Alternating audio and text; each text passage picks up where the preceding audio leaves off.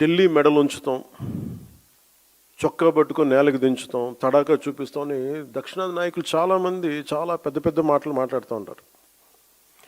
కానీ నిజంగా వాళ్ళు ఢిల్లీకి రాగానే ఆ మాటలు ఎందుకు గొంతులోంచి రావు, పెగలు ఏంటో భయం అనుకుంటాం. అంటే ఎందుకు రాదు అంటే ఆ మాటలు వ్యక్తుల్ని చూసి వీటన్నిటికంటే కూడా ఢిల్లీ రాజధాని చూసిన ఆ విశిష్టత, ఇక్కడున్న విశిష్టత, ఢిల్లీ అనేది ఒక వ్యక్తుల గురించి కాదు, అది చేసిన త్యాగాల గురించి. 140 కోట్ల మంది ప్రజలను సురక్షితంగా ఉంచడానికి, పరిపాలించడానికి నిరంతరం పోరాడుతున్న ఎన్నో నిబద్ధత కలిగిన సంస్థలు, అది న్యాయ వ్యవస్థలు కావచ్చు, రాజకీయ వ్యవస్థలు కావచ్చు, అడ్మినిస్ట్రేటివ్ వ్యవస్థలు కావచ్చు, డిఫెన్స్ వ్యవస్థలు కావచ్చు, ఇవన్నీ దగ్గరుండి చూసినప్పుడు మనకు అలాంటి మాటలు పెగలవు. తమ ప్రాంతాల్లో, మన రాష్ట్రాల్లో ఉండి పెద్ద పెద్ద మాట్లాడే నాయకులందరూ కూడా ఇక్కడికి వచ్చినప్పుడు ఢిల్లీ తాలూకు ఈ గాఢతను చూసిన తర్వాత ఈ దేశం యొక్క సమగ్రతని అర్థం చేసుకుంటారు. మీరు ఇండియా గేట్కి వెళ్తే ఈ దేశాన్ని ఏకతాటిపై ఉంచడానికి సైనికులు చేసిన త్యాగాలు మనకు అర్థమవుతాయి. ఒక సెంట్రల్ హాల్కి వెళ్తే 370కి పైగా న్యాయ నిపుణులు, అంబేద్కర్ గారు రాజ్యాంగ సారథిగా, చాలామంది ప్రముఖులు, నాయకులు కలిసి 2 సంవత్సరాల 11 నెలల 17 రోజుల పాటు రాజ్యాంగ చర్చలను ఎలా జరిపారో మనకి అర్థమవుతుంది.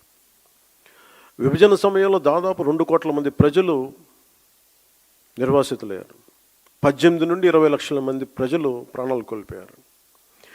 మనం ఢిల్లీని తాకినప్పుడల్లా మనకి ఈ విషయాలని మనసులోకి, స్ఫురణలోకి వస్తాయి.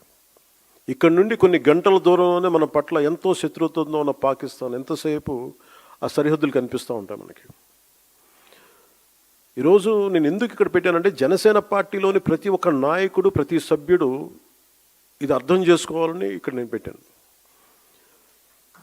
అంటే ప్రాంతీయతని విస్మరించని జాతీయవాదాన్ని అర్థం చేసుకోవాలంటే ఎక్కడో మనం కూర్చొని హైదరాబాదు, మంగళగిరి, ఢిల్లీ, ఆంధ్ర, తెలంగాణలో కాకుండా ఢిల్లీ రాజధాని కేంద్రంగా చేసుకొని మాట్లాడితే దాని గాఢత అందరికీ అర్థమవుద్ది, మన బాధ్యత కూడా తెలుస్తుందని ఈ సమావేశం తాలూకు ముఖ్య ఉద్దేశం.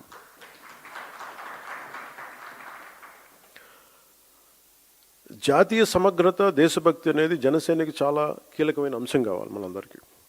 భిన్నమైన విభజన ధోరణులు మనం ఎందుకు దూరంగా ఉండాలి అంటే, ఈ దేశం ఈరోజు ఈ స్థితిలో ఉండటానికి వెనక ఎంతటి త్యాగాలు ఉన్నాయో మనం అర్థం చేసుకున్నప్పుడు దీన్ని ఎలా గౌరవించాలి, ఎంత బాధ్యతగా ప్రవర్తించాలో మనకి తెలుస్తుంది.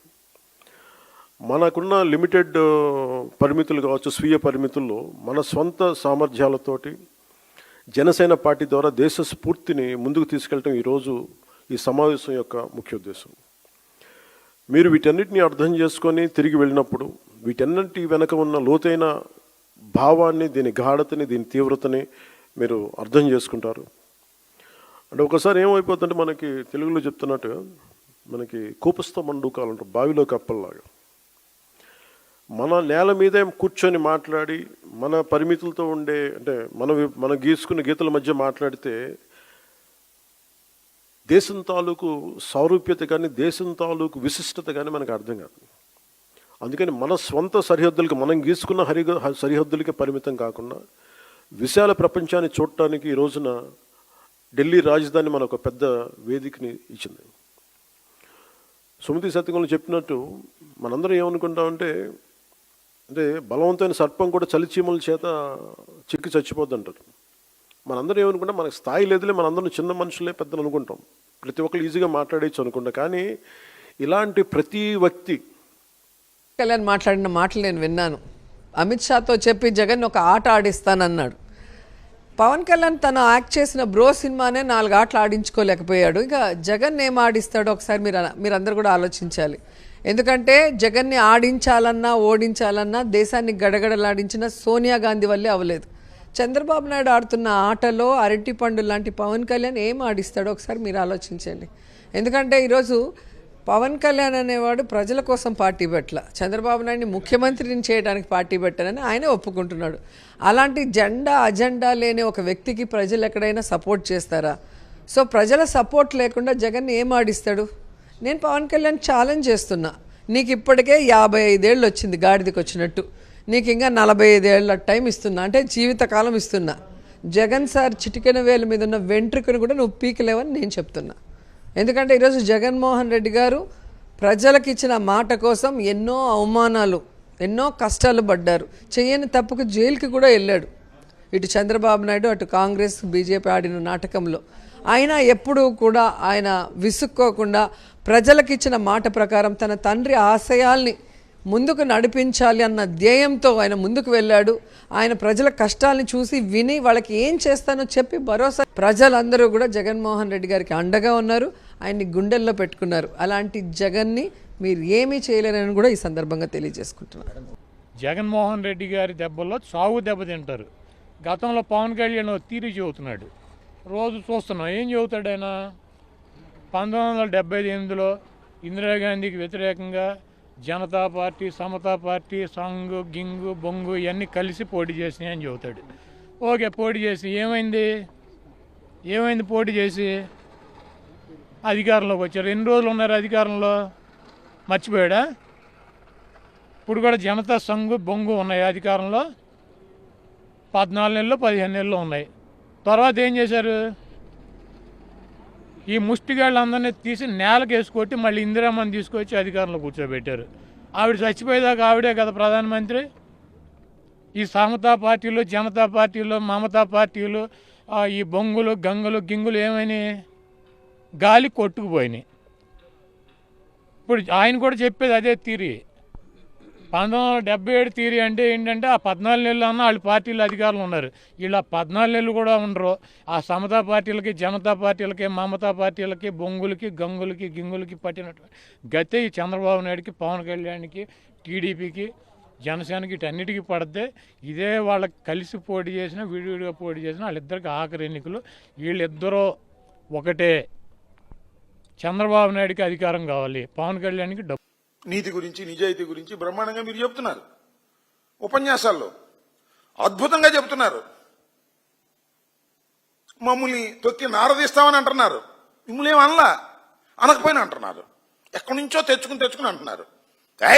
మా చంద్రబాబు నాయుడిని అంటారా అనేటువంటి పద్ధతుల్లో మీరు మాట్లాడుతూ ఉన్నారు. మీరు కాపు కాయండి చంద్రబాబు నాయుడు గారికి, మాకు ఏ విధమైన అభ్యంతరం లేదు.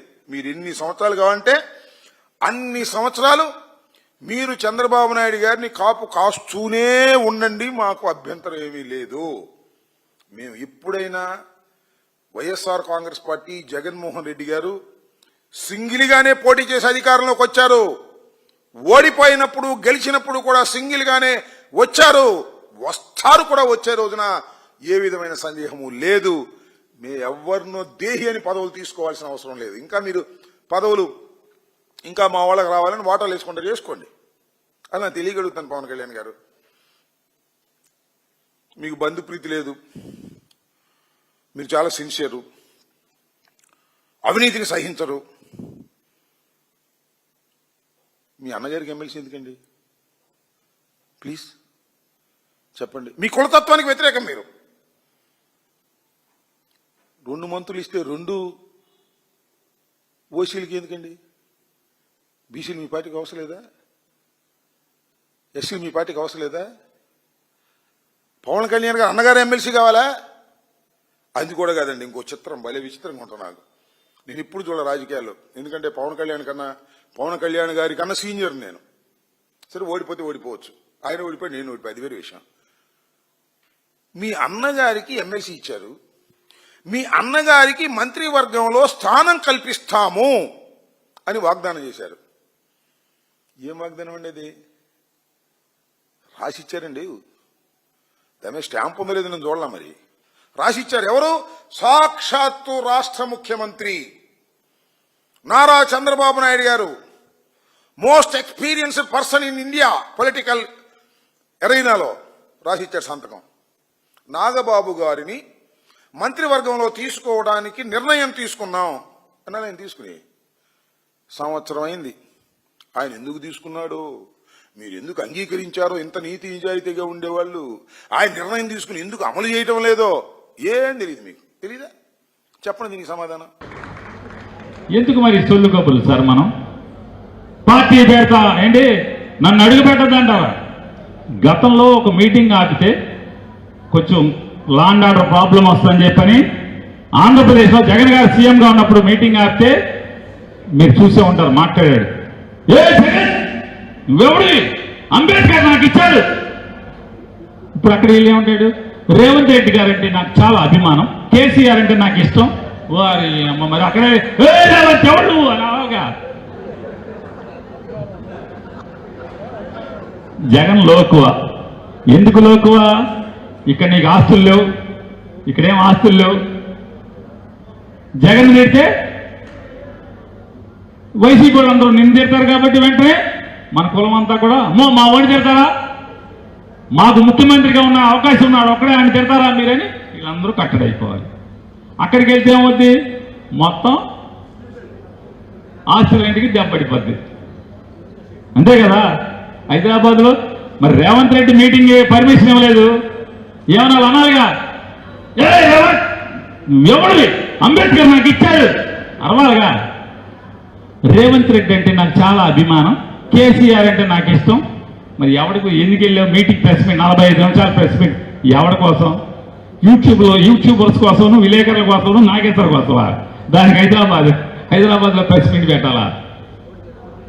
అంటే పవన్ కళ్యాణ్ గారు ఒకటి గుర్తుపెట్టుకోవాలి సార్, డిప్యూటీ సీఎం సార్, మన భాగవతం అందరికీ అర్థమైపోయింది. ఇక మోసం చేయటం ఇవన్నీ ఆపేసి నిజాయితీగా తండ్రి కొడుకులు ఇద్దరు ఈ రాష్ట్రాన్ని దోచేస్తున్నారు, దాంట్లో వాటాలు తీసుకోవటం ఆపి నిలదీయటం మొదలు పెట్టమని చెప్పని అడుగుతున్నాను. నిలదీయటం అడగండి, మొదలు పెట్టండి. ఇన్ని పాపాలు జరుగుతున్నాయి ఇక్కడ. అమరావతి పేరుతో దోచేస్తున్నారు. మరి బిల్డింగ్లకి అద్దాలు, పై అద్దాలు బిగిస్తాక 2500 కోట్లు ఏంటాయి మీకు పోయే కాలం కాకపోతే. అమరావతిలో రైతులు సీఎంగా డిప్యూటీ సీఎం అవ్వకముందు మాత్రం నేను రైతులను ఉద్ధరిస్తాను, పలకరిస్తానని వెళ్ళి పాపం ఆడెవడు అన్నం తింటారు, ఆలస్యం అవుతాం మీటింగ్ అని క్యారేజ్ తెచ్చుకున్నాడు, అన్నం బాక్స్. వెంటనే అక్షేత్రం గబాలు లాక్కుని పెరిగన్నం గబగబా తినేసావు. ఇవాళ అలో లక్షణాన్ని పొలాలు ఇచ్చిన అమరావతిలో రైతులు ఏడుస్తున్నారు. అమరావతిలో రైతులు. అమరావతిలో రోజు వేల టిప్పర్లు మట్టి అమ్ముకుంటున్నారు. అమరావతిలో ప్రశ్నించవా? రైతులు గోడేవా? పెరిగన్నం లాక్కు తినేవా? ఇప్పుడు అమరావతి కష్టాలు, రైతుల కష్టాలు విన్నరా? పట్టించు